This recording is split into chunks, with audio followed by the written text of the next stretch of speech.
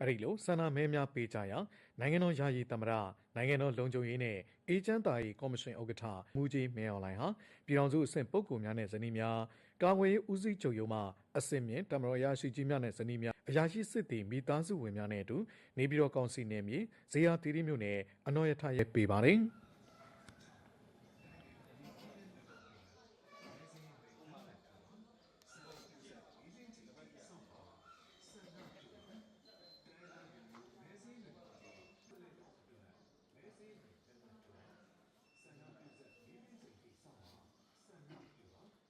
ပြန်လည်ဖြည့်ကြားခဲ့ပါတယ်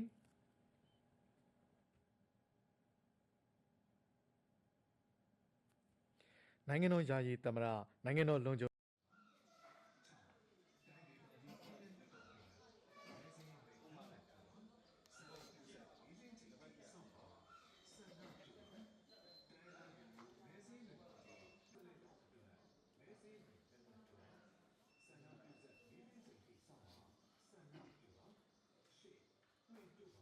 လွတ်လပ်ပြီးတရားမျှတတဲ့ရုပ်ကပေါ်ဒီနေ့မဲပေးတာကြည်လိုက်ရင်သိလိမ့်မယ်နော်။နောက်မဲ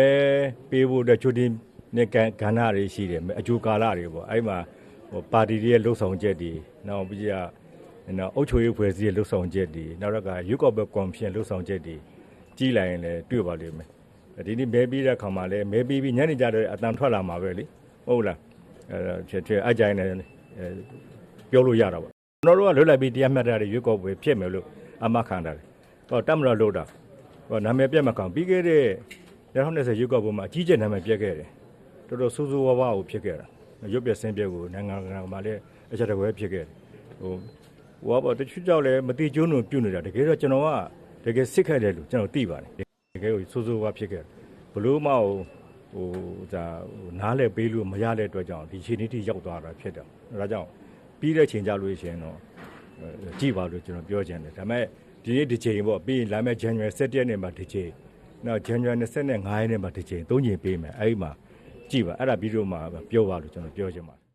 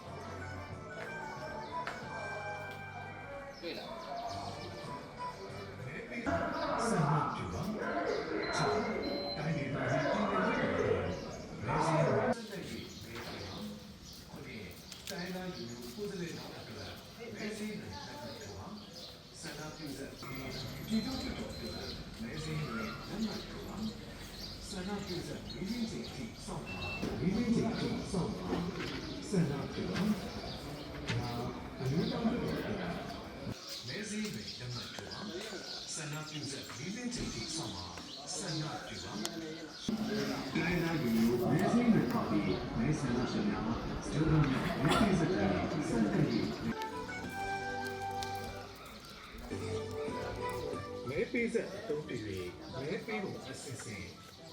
တစ်မဲစင်း